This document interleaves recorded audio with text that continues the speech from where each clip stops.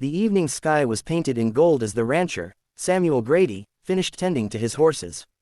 The quiet rhythm of the ranch was all he knew since his wife's passing years ago. Solitude was his companion, until one night, a faint knock echoed through the wooden door of his lonely cabin. He opened it to find a young Chinese girl, no older than 16, trembling in the cold wind.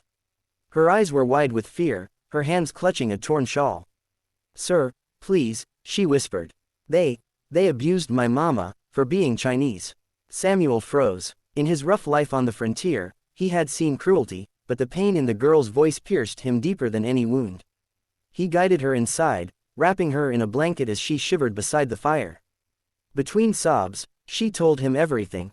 Her mother, Mei Lin, had been attacked by a group of settlers who despised Chinese immigrants.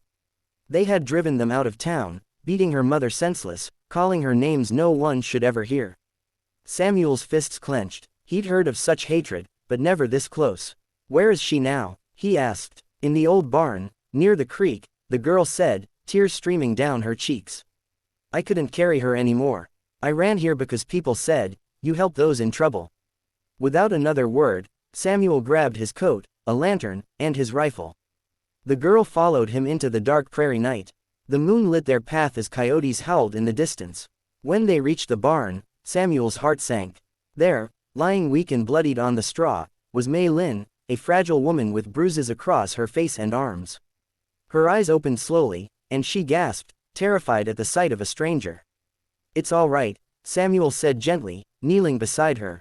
"You're safe now." He carried her back to his cabin, refusing to let the woman and her daughter suffer another minute outside. Over the next few days, he tended to Mei Lin's wounds, bringing her warm broth and soft words. The girl, named Lien, helped with chores, shyly watching the rancher's quiet strength. Slowly, fear turned to gratitude. But word spread quickly in the nearby town that the Chinese woman was staying with Samuel Grady. Some men came to his ranch, angry and drunk, warning him to send them away.